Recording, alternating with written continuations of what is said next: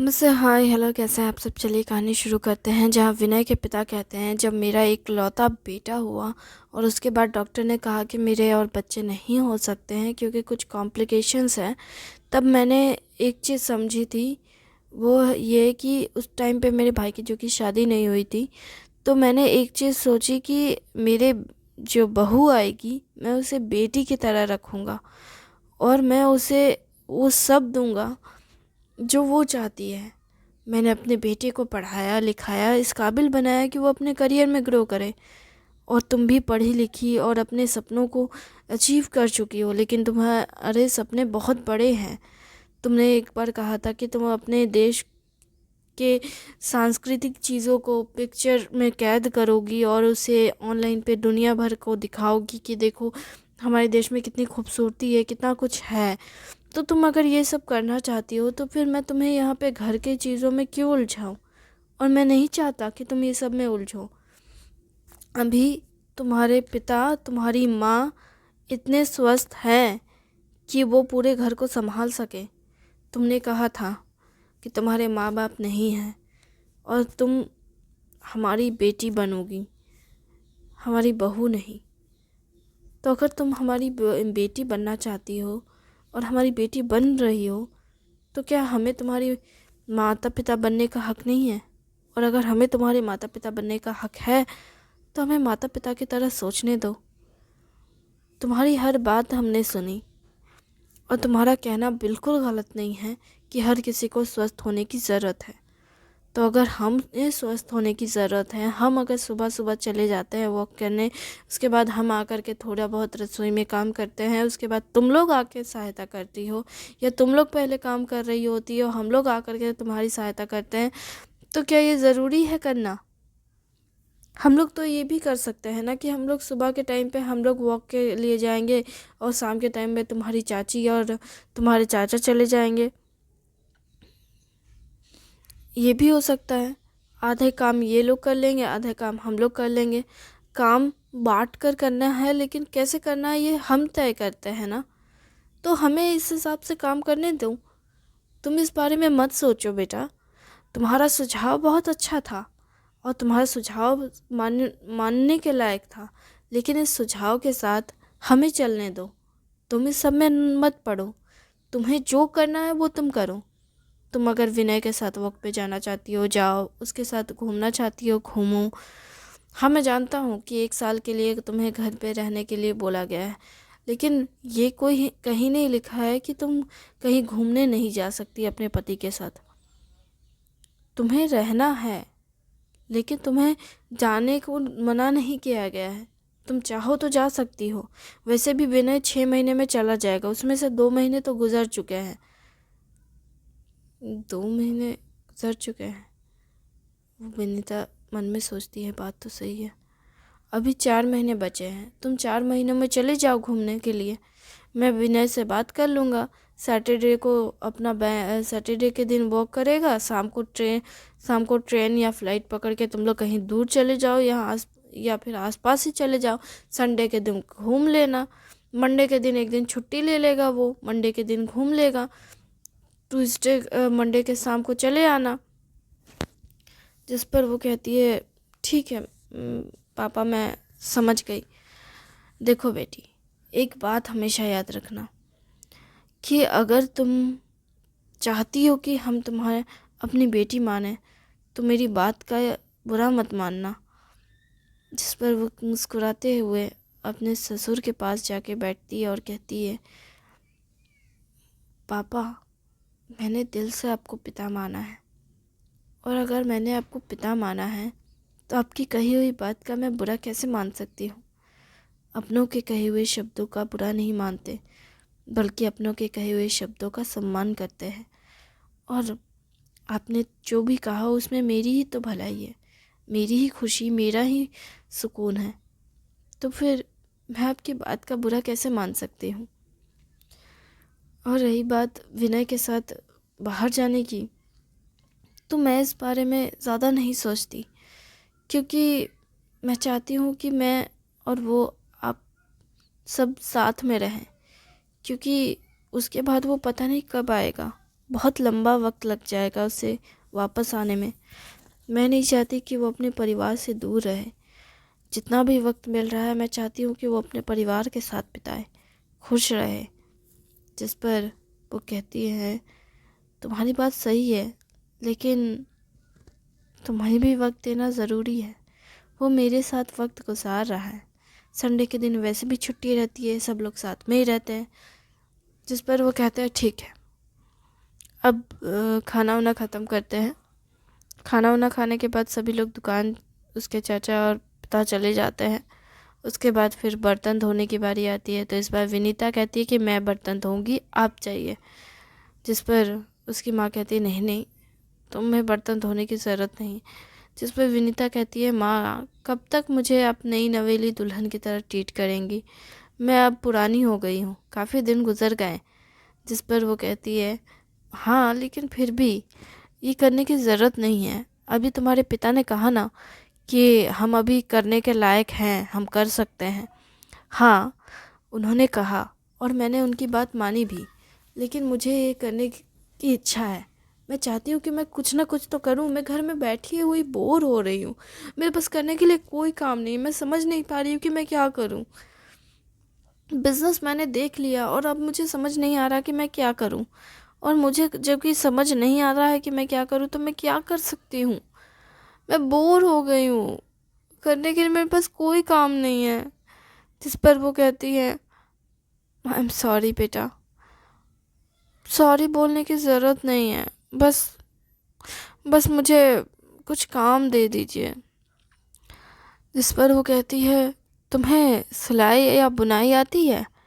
मैं तुम्हें पैर पोंछना बिनना सिखा सकती हूँ, या तुम्हें आती है तो वो कर लो। जिस पर वो कहती है, मुझे आती तो नहीं है, तो फिर मैं तुम्हें बुनना सिखा देती हूँ। तुम ना एक एक से एक डिज़ाइनर पैर पोंछना बिनना, वैसे ये सबसे बेस्ट काम होता है। खाली बैठे रहो तो बिनाई कर लो, सबसे बेस्ट। नहीं है तो विनय के लिए एक मफलर बना लेना। वैसे तो मैंने उसे बहुत सारे मफलर दिए हैं, लेकिन तुम भी बना दोगी तो वो खुश हो जाएगा। जिस पर वो कहती है, बात तो आपकी सही है, मैं उसे मफलर गिफ्ट कर सकती हूँ, उसे अच्छा लगेगा। ये कहते हुए वो अपने ऊपर कमरे में चली जाती है। विनीता दौड़ कर जाती है और फिर ऊपर जा कर के वो ऊन ढूंढने लगती है। वो खुद से बड़बड़ाते हुए ऊन ढूंढती है कमरे में चारों तरफ, और कहती है कि मैंने तो यहीं पे रखा था, यहीं पे देखा था, कहाँ गया। फिर उसकी सास उसके पीछे पीछे आती है थोड़ी देर में, तो वो कहती है, क्या ढूंढ रही हो? जिस पर विनीता कहती है, मैं तो ऊन ढूंढ रही हूँ माँ, यहीं पे रखा हुआ था, मैंने कुछ दिन पहले देखा था। जिस पर वो कहती है, वो ऊन तो तुम्हारी चाची ने ले लिया, वो अपने पति के लिए कुछ बना रही है। अच्छा, तो चाची चाचा के लिए कुछ बना रही है। वो कह रही थी कि चाचा का स्वेटर थोड़ा पुराना हो गया है, उसका रंग उदास हो गया है, तो इसलिए वो चाचा के लिए स्वेटर बिनेगी बोली थी। तो मैंने ही उसे बताया कि मेरे का कमरे में ड्रॉयर में रखा हुआ है कुछ ऊन, तो मैंने इसलिए वो लेकर चली गई है। अच्छा, तो नया ऊन खरीद लेते हैं। वो ठंडी जगह जा रहा है, वैसे कौन सा कलर का ऊन ज़्यादा सुंदर लगेगा? वैसे तो उस पे सभी कलर अच्छे लगते हैं, लेकिन ना मैं उसे ब्लू कलर गिफ्ट करूं?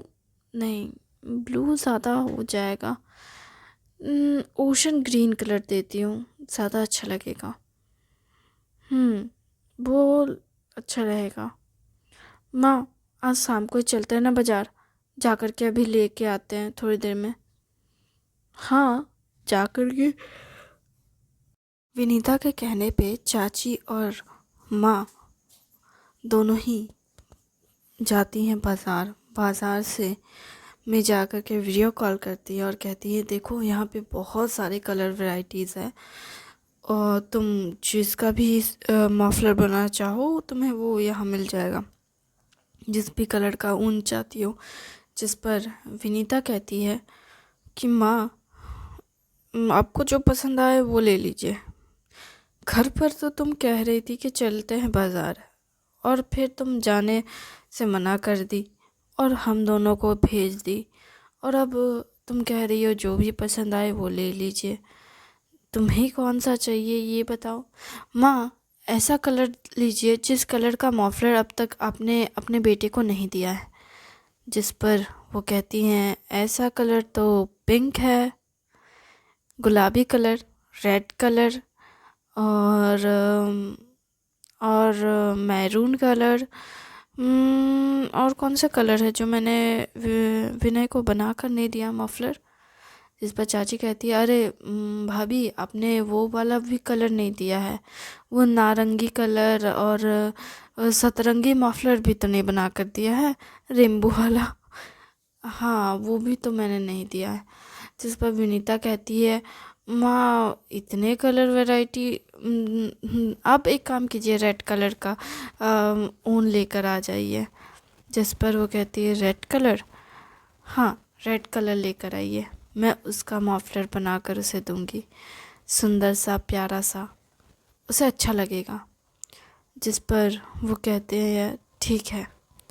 फिर वो रेड कलर का ऊन लेकर आती हैं, ढेर सारा लेकर आती हैं, कांटा भी लेकर आती है और क्रूस भी लेकर आती हैं। जिस पर विनीता कहती है, इसका क्या इस्तेमाल है। जिस पर वो कहती है, अगर तुम्हें कांटे का इस्तेमाल ना कर पाओ तो तुम क्रूस से बुनाई कर सकती हो, लेकिन हाँ, इसमें थोड़ा फाका रह जाता है, इसलिए ठंड लगती है, वरना बुनाई तो इससे भी हो जाती है। अच्छा, पर दोनों का इस्तेमाल कैसे करना है। फिर वो उसे सिखाती है कि कैसे किसका इस्तेमाल किया जाता है और कैसे किससे क्या डिज़ाइन बनता है। वो कहती है कि क्रूस से अक्सर थालपोस बनाए जाते हैं, मतलब जिससे थाली ढका जाता है, वो खूब सुंदर ऊन का बनता है। ये या फिर झालर वगैरह, ये सब क्रूस से बनाए जाते हैं। और कांटे से पैर पोंछना, मतलब बिनाई का जितना काम होता है, पैर पोंछना हो गया। फिर कुछ लोग कांटे से ईथी भी बनाते हैं, क्या बोलता है उसको, वो क्या होता है, स्वेटर मफलर के अलावा एक और चीज़ होती है, वो भी कांटे से लोग बुनते हैं। मुझे वो वाला बुनाई तो नहीं आता, लेकिन जो आता है मैं तुम्हें वो सिखा सकती हूँ। अच्छा माँ, एक बात बताइए, आपको इतना कुछ आता है तो आप इन सब को ऑनलाइन पे क्यों नहीं सेल करती थी। जिस पर वो कहती है, नहीं बेटा, इतना कुछ करना आसान नहीं है, पहली चीज़। दूसरी चीज़, और ये तो हमारे देश में घर घर में बनता है, सिलाई बिनाई तो हमारे घर घर में लोग करते हैं, अब इसको लेकर के क्या काम करना, और बिनाई में तो क्या ही करना। जिस पर वो कहती है, पैर पोंछना तो आराम से बिक सकता है ना। जिस पर वो कहती है हंसते हुए कि हाँ, बिक तो सकता है घर का बिना हुआ पैर पोंछना, लेकिन बात यह है कि अक्सर लोग जो घर का बना हुआ पैर पोंछना होता है वो लोग खरीदते नहीं हैं, क्योंकि हम जो पैर पोंछना बनाते हैं वो हमारे घर का पुरानी साड़ियाँ हो गई या पुराने कोई कपड़े हो गए तो उससे बना लिया जाता है, हालांकि साड़ियों से ही ज़्यादा बनता है। ये जैसे तुम देख रही हो घर में ये जो गोल जैसा पैर पोंछना बना है, दो साड़ियों को मिला करके बनाया गया है। तो ये बात है कि अब तुम्हारे घर की जो साड़ी है वो तुम बेचोगी थोड़ी ना दूसरे के घर पे, कौन ये सब लेता है। और बाहर में जो पैर पोंछना बेचता है वो पैर पोंछना घर के बने हुए चीज़ों से थोड़ी ना होता है, घर के कपड़ों से थोड़ी ना बनता है, वो तो बोरे से बनता है या कुछ तो प्लास्टिक के रहते हैं, आर्टिफिशियल पैर पोंछना जैसा, मतलब वो अजीब तरह का कांटे जैसा उठा उठा रहता है पैर पोंछना, और वो प्लास्टिक का होता है या फोम का होता है या किसी और चीज़ का होता है, कपड़े का थोड़ी ना होता है। या फिर नारियल का भी पैर पोंछना। पहले के टाइम पे तो नारियल का पैर पोंछना बनता था, नारियल की रस्सी को कैसे बांध करके थी, उसका पैर पोंछना बहुत सुंदर सुंदर होता है। हम जब अपने गांव पे थे ना, तो एक चाचा थे, वो ना कील मिट्टी में गाड़ देते थे, और मिट्टी में कील को गाड़ करके 3 कील गाड़ते थे, और 3 कील गाड़ करके नारियल का पैर पोंछना बनाते थे। और खूब सुंदर पैर पोंछना, इतना सुंदर पैर पोंछना होता था, और बहुत बड़ा होता था। जितना बड़ा बोलोगी उतना बड़ा पैर पोंछना वो बीन करके दे देते थे, और बहुत सुंदर रहता था वो पैर पोंछना, देखने लायक होता था वो पैर पोंछना। हाँ, लगता था कि हाँ पैर पोंछना है। इतना सुंदर, इतना प्यारा, और मल्टीपल डिज़ाइन टाइप, उसमें वो जैसा तुम बोलोगी वैसा वो डिज़ाइन भी बना देंगे। और इतना सुंदर सुंदर लगता था ना नारियल का पैर पोंछना, लगता था कि जैसे किसी राजा महाराजा के घर का मतलब बना हो। इतना सुंदर लगता था वो डिजाइन। और फिर उसको बुनाई उनाई करके फिर वो खिड़की पे भी टांगने में काम आ जाता था गर्मी के टाइम पे। ऐसे तो जूट का बोरा ज़्यादा इस्तेमाल होता था। जूट का बोरा, हाँ, वो गर्मी का सीज़न में ना जूट का बोरा ना दरवाजे पे लगा देते थे, या फिर खिड़की पे डाल देते थे, उसको ना पानी से हल्का भिगा देते थे, ठंडी ठंडी हवा आती थी उससे, गर्मी भी कम लगती थी। पहले ये सारे तरीके अपनाए जाते थे गर्मी को कम करने के लिए। आजकल तो एसी कूलर और पता नहीं क्या क्या। पहले का समय अलग था, आपका समय अलग है। हाँ, वो तो है। पहले तो हम लोग जाते थे, रेलवे में घुस जाते थे, पता है, हम लोग ना स्टेशन में घुस करके बैठे रहते थे वेटिंग रूम में। कभी कभार हमारे वहाँ पे लोकल का ना एक स्टेशन था, वहाँ पे उतना टीटी नहीं रहता था, और ना वो बड़ा स्टेशन भी नहीं था, पर ना स्टेशन में एक वो वेटिंग रूम जैसा कुछ था। सबको वेटिंग रूम में बोलता था, हमको क्या पता, उस टाइम समझ नहीं था, बच्चे थे हम। तो हम ना वहाँ जा कर के ठंडी गर्मी के समय में ना घुस करके बैठ जाते थे वेटिंग रूम में। टीटी भी पहचान गया था हमको, बोलता था कि ये बच्चे तुम हमेशा क्यों आ जाती हो, अगर बड़े साहब देख लेंगे तो बहुत डांट पड़ेगी, बिना टिकट का स्टेशन में से नहीं घूमना चाहिए। जिस पर वो कहती है हमको थोड़ी ना कहीं जाना है कि हम टिकट खरीदे, जिस पर वो कहते थे प्लेटफॉर्म टिकट भी होता है। पता है, वो सब की ज़रूरत नहीं है हमको, और पहले तो था भी नहीं, वो ऐसे मजाक मजाक में बोलते थे। अभी तो प्लेटफॉर्म टिकट हो गया है, उस टाइम पे तो नहीं था। उस टाइम पे तो सब प्लेटफॉर्म में ऐसे ही घूमते रहता था, यहाँ तक कि इस गांव से उस गांव जाने के लिए भी वही प्लेटफॉर्म को मतलब उतर करके चल जाते थे प्लेटफॉर्म से ही, और ऐसे ही चलता था। अच्छा माँ, माँ, क्या आपको अपना पुराना दिन बहुत अच्छा लगता है? वो दिन काफ़ी अच्छे तो थे। अरे बचपन तो सबके सच्चे होते हैं, अच्छे होते हैं, हमारे थोड़े अलग थे, क्योंकि वो समय अलग ही था। फिर शादी हो गई, और फिर मतलब आप उस टाइम पे इतने खामोश नहीं थे। अरे खामोश, हम तो बहुत बोलते थे। हमारे दोस्त तो कहते थे कि हम इतना बोलते हैं, इतना बोलते हैं कि हमारे दोस्त हमसे परेशान हो जाते थे। आपके दोस्त? हाँ, हमारे ना लड़कियों के साथ ना दोस्ती ज़्यादा नहीं होती थी, हमारी सखी ज़्यादा नहीं थी, हमारे दोस्त होते थे। तो काहे कि हम ना लड़की लोग जो होती थी ना, वो ना चीटिंग के टाइम पे ना अपना मतलब निकाल लेती थी, और फिर आप जवाब मांगते थे तो देते नहीं थे। और लड़कों लोगों से पूछ लेते थे ना कि हाँ इस सवाल का जवाब क्या है, वो बता देते थे, और हम भी उनको बता देते थे। ये चीटिंग से दोस्ती? हाँ, तो चीटिंग से हमारी दोस्ती हुई थी। वो क्या है ना, एग्ज़ाम हॉल में ना यही चीज़ मदद करता है। उसको कितना आता है उससे फ़र्क थोड़ी ना पड़ता है, कौन कितना मदद कर सकता है। और लड़कियों से मदद मांगते थे ना, वो अपना मदद निकाल लेती थी और उसके बाद बताती नहीं थी, और लड़कों से मांगते थे ना, वो मदद कर देते थे, उनको बोलते थे ना 2 नंबर का आंसर बता दो तो। थैंक यू वेरी मच इस कहानी को